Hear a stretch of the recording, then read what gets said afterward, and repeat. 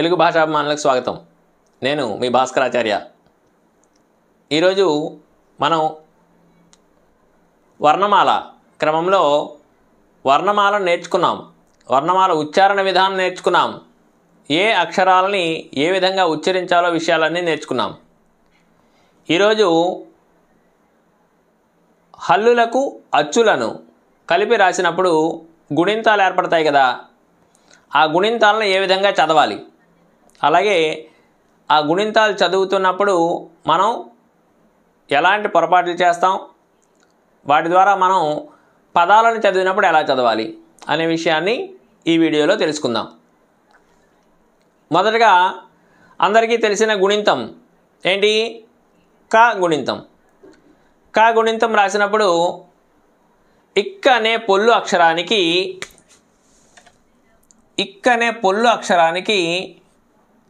ఆ అనే అచ్చు కలవడం వలన క అనే తలకట్టు అక్షరం ఏర్పడుతుంది అనే విషయం మనం ముందు వీడియోలో నేర్చుకున్నాం. దీన్ని క అని పలకాలంతే. క అనకూడదు. క ఒక క్షణం పాటు, ఒక లిప్తపాటు కాలం, కను రెప్ప ఇలా మూసి తెరిచే సమయం ఎంతైతే ఉంటుందో అంత సమయం మాత్రమే పలకాలి. క అనకూడదు. అలా అనడం వలన పిల్లలు చాలా తప్పులు చేస్తున్నారు. అలా చెప్పడం వల్ల పిల్లలు తప్పులు చేస్తున్నారు. క అనగానే కాకు దీర్ఘం పెట్టేస్తున్నారు. కొంచెం మనం సాగదీసి చెప్పేసరికి, ఎక్కువ సమయం చెప్పేసరికి పిల్లలు దానికి దీర్ఘం పెట్టి రాసేస్తున్నారు.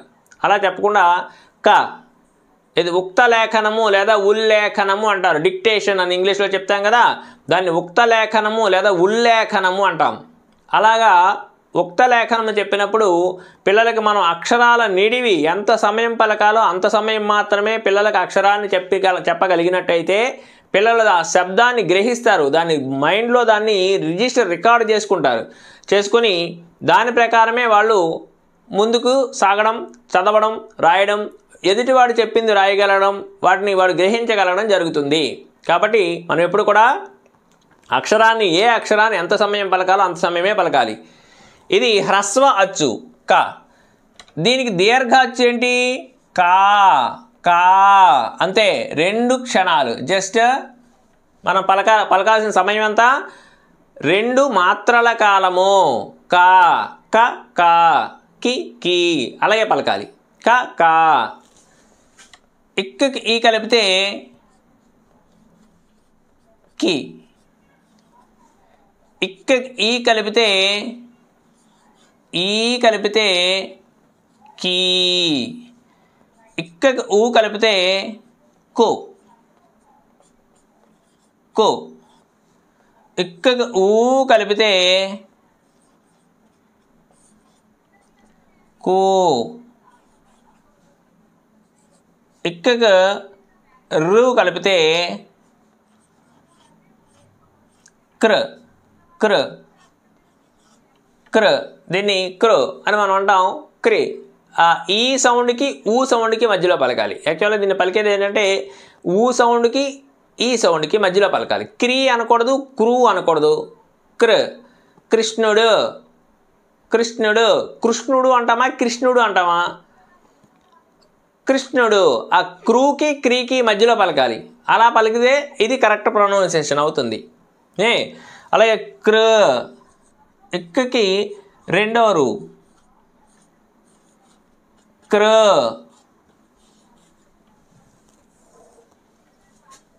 ఇక్ ప్లస్ ఏ కే, ఇక్ ప్లస్ ఏ కే, ఇక్ ప్లస్ ఏ కే, ఇక్ ప్లస్ ఐ. ఇది ప్లుతము అంటాం. దీన్ని 3 మాత్రల కాలం పలికే అక్షరం. ఐ అని 3 మాత్రల కాలం పలకాలి. ప్లుతము అంటాము దాన్ని. 3 మాత్రల కాలం పలికే అక్షరాలు 2 ఉన్నాయి. ఐ, ఔ. ఆ 2 అక్షరాలని 3 మాత్రల కాలం పలుకుతాం కాబట్టి వాటిని ప్లుతములు అంటారు. ఇందులో ఇక్ ప్లస్ ఐ కై అని చెప్పాలి. నెక్స్ట్ ఇక్ ప్లస్ ఓ కో. తర్వాతది ఇక్ ప్లస్ ఓ కో. ఇక్ ప్లస్ ఔ, ఇది 3 మాత్ర కాలం పలకాల్సిన అక్షరం. ఇక్ ప్లస్ ఔ అనాలి. ఇక్ ప్లస్ ఔ కౌ అవుతుంది. అది ఇక్ ప్లస్ ఔ కౌ అని చెప్పాలి. అలాగే ఇక్ ప్లస్ ఆ ప్లస్ 0 పెట్టాలి.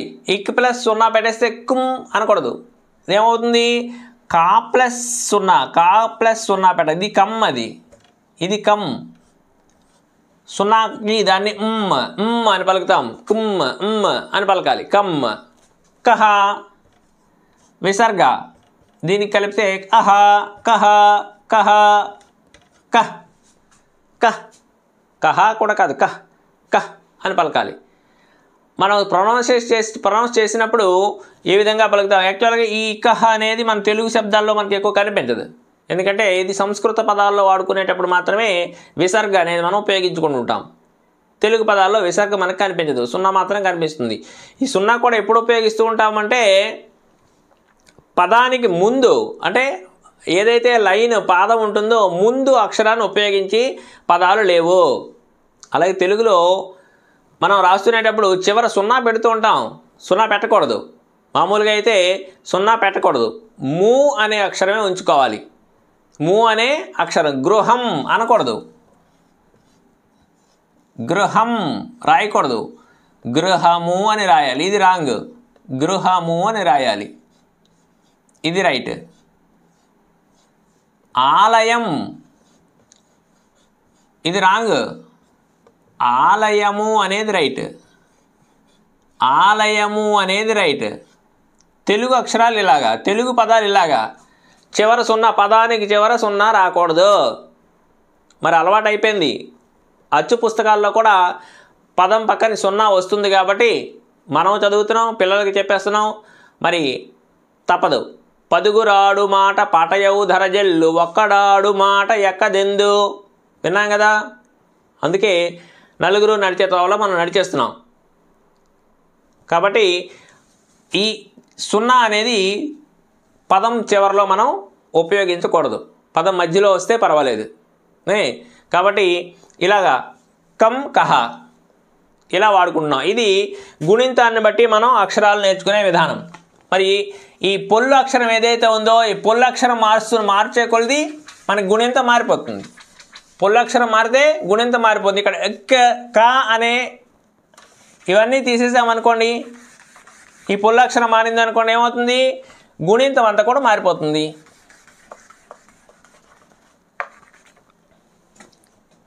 ఇప్పుడు దీనికి ఇక్కడ ఎగ్ పెట్టాను, ఏమవుతుంది? అక్కడ గా. ఎగ్ పెట్టాను, ఎగ్ ప్లస్ ఆ గా, ఎగ్ ప్లస్ ఆ గాగా రాసుకోవాలి. ఎగ్ ప్లస్ ఈ గి, ఎగ్ ప్లస్ ఈ గి, ఎగ్ ప్లస్ ఊ గు, ఎగ్ ప్లస్ ఊ గు, ఎగ్ ప్లస్ రు గ్ర, ఎగ్ ప్లస్ రు గ్ర, గ్ర. గృహము, గృహము కాదు, గృహము కాదు, గృహము, గృహము అని చెప్పాలి. గ్ర. ఎగ్ ప్లస్ రు గ్ర. ఈ రూతో ఎక్కువ పదాలు లేవు. రూతో మనం తెలుగులో వీటికి చాలా తక్కువ పదాలు, మహా అయితే 3-4 పదాలు ఉన్నాయి అంతేగాని అంతకంటే ఎక్కువ పదాలు ఈ గ్రూ అనే అక్షరంతో మనకు కనిపించవు. కాబట్టి ఎక్కువగా కొన్ని పుస్తకాల్లో వర్ణమాలు ఇచ్చేటప్పుడు ఈ రూ అనే అక్షరాన్ని కూడా మనకి లోపింపజేస్తున్నారు. అలాగే ఏ గుణింతానికైనా పక్కని ఆ అచ్చులు అంతే, అవి కలుస్తూ ఉంటాయి. ఈ హల్లులు అనేవి మారుతూ ఉంటాయి. ఇగ్ ప్లస్ గ్రూ అయింది. ఇగ్ ప్లస్ ఏ గే, ఇగ్ ప్లస్ ఏ గే, ఇగ్ ప్లస్ ఐ గై, ఇగ్ ప్లస్ ఓ గో, ఇగ్ ప్లస్ ఓ గో, ఇగ్ ప్లస్ ఔ గౌ. ఇగ్ ప్లస్ 0 కాదు, ఇది గా ప్లస్ 0. ఇదేంటిది? గా ప్లస్ 0, గమ్, గహ. ఇది గహ విసర్గ, 0 విసర్గ. ఇలాగ ప్రతి పాగుణింతం రాద్దాం. పాగుణింతంలో కొంచెం చిన్న తేడా ఏంటో గమనిద్దాం. చూడండి, పా పా దీర్ఘం ఇస్తే పా, ఇది పొడవుగా పెట్టి దీనికి దీర్ఘం ఇలా పెట్టాలి. పాకు దీర్ఘం ఇస్తే పా, పా గుడిస్తే పి, పా గుడి దీర్ఘం ఇస్తే పీ, పా కొమ్మిస్తే పు. ఈ కొమ్ము ఇక్కడ పెట్టామంటే ఒత్తుగాల అయిపోతుంది. కాబట్టి దానికి ఏం చేశారంటే ఈ మధ్యలోంచి కొమ్ము ఇలా పెట్టడం మొదలుపెట్టారు. కొమ్ము దీర్ఘం ఇస్తే పూ. ఇవి నేర్చుకునేటప్పుడు ఇవి కొంచెం స్ట్రెస్ ఇచ్చి పిల్లలకి నేర్పించాల్సిన అవసరం ఎంతైనా ఉంది. కొమ్ము అనగానే పక్కన పెట్టేయడం కాదు. కొమ్ము అంటే కొన్ని అక్షరాల కింద నుంచి, పాకి వాకి కొమ్ము కింద నుంచి వస్తుంది, అది గుర్తుపెట్టుకోవాలి. పాకు వట్రసుడు ఇస్తే ప్రు, పాకు వట్రసుడి దీర్ఘం ఇస్తే ప్రూ, పాకెత్వం ఇస్తే పే, పాకేత్వం ఇస్తే పే, పాకైత్వం ఇస్తే పై. పాకొత్వం పెట్టినప్పుడు కూడా ఇలా పెట్టి పొడవుగా పెట్టి అప్పుడు దానికి ఇది పెట్టాలి పో. పాకోత్వం ఇస్తే పో, పాకౌత్వం ఇలా పెట్టి ఇలాగా పౌ. పౌర్ణమి రాసినప్పుడు ఇలా రాస్తాం పౌ. పా 0 పెడితే పం, పాకు 2 0 పెడితే పహ. ఇవి పిల్లలకు మనం నేర్పించాల్సినవి ఏంటి? ఈ పాక దీర్ఘం పెట్టినప్పుడు ఇలా పొడవుగా పెట్టాలి, కొమ్ము పెట్టినప్పుడు ఇలా కింద నుంచి పెట్టాలి, ఒత్తం పెట్టినప్పుడు ఇలా పెట్టాలి. ఇవి మనం నేర్పించాలి పిల్లలకి. తప్పకుండా ఈ తేడాలు పిల్లలకు మనం నేర్పించాల్సి ఉంటుంది. అలాగే మాగుణింతం నేర్చుకున్నప్పుడు మాకెత్వం ఇస్తే మే, ఇది మాకేత్వం ఇస్తే మే, మాకైత్వం ఇస్తే మై, మరి మాకొత్వం ఇస్తే మో ఎలా పెడతాం? ఇది గుర్తుపెట్టుకోవాలి. మాకొత్వం ఇస్తే మో అది పెడతాం, గుర్తుపెట్టుకోవాలి. మాకోత్వం ఇస్తే మో ఇలా పెట్టి ఒక కొమ్మే పెట్టి దీర్ఘం పెడతాం. మాకోత్వం ఇస్తే మో, మాకు ఔత్వం ఇస్తే మౌ ఇలా పెట్టి తలకట్టు ఇక్కడ ఔత్వం పెడతాం. మాకు ఔత్వం ఇస్తే మౌ. ఈ అక్షరాలు మాగుణింతంలో ఈ అక్షరాల తేడాన్ని తప్పకుండా గ్రహించాలి. ఈ అక్షరాలని మనం తప్పకుండా గ్రహించాలి. అలాగే యాగుణింతంలోకి వచ్చేసరికి యా గుడిస్తే ఈ ఉంది చూసారా, యాకు దీర్ఘం ఇస్తే యా గుడిస్తే ఈ. ఇక్కడ మీద తలకట్టు తీసేసి గుడి తీసేసి మొత్తం ఇలా పెడితేనే ఈ అని చదువుకోవాలి దాన్ని. ఈ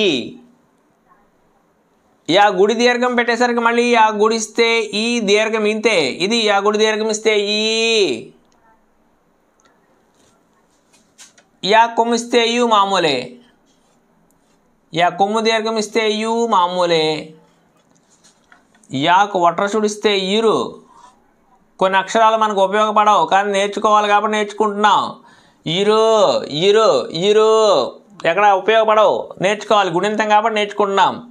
యాకెత్తం ఇస్తే ఏ, యాకేత్తం ఇస్తే ఏ, యాకైత్వం ఇస్తే యై, యాకొత్తం ఇస్తే యో.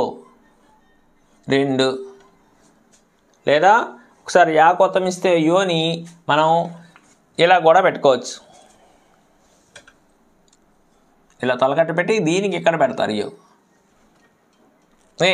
అలాగే యో రాసినప్పుడు కూడా యాకోత్తం ఇస్తే యో ఇలా పెడతాం. ఇది రేర్, ఎక్కువ కనిపించదు మనకి. యాకోత్తం ఇస్తే యో అలా పెడతాం. యాకౌత్తం ఇస్తే యౌ తలకట్టు పెట్టి పక్కన ఇది యౌ. ఇలాగా గుణింతాలు రాసుకునేటప్పుడు ఈ విధంగా రాసుకుంటాం యౌ. ఈ కొన్ని గుణింతాల్లో ఈ చిన్న చిన్న మార్పులు ఉంటాయి.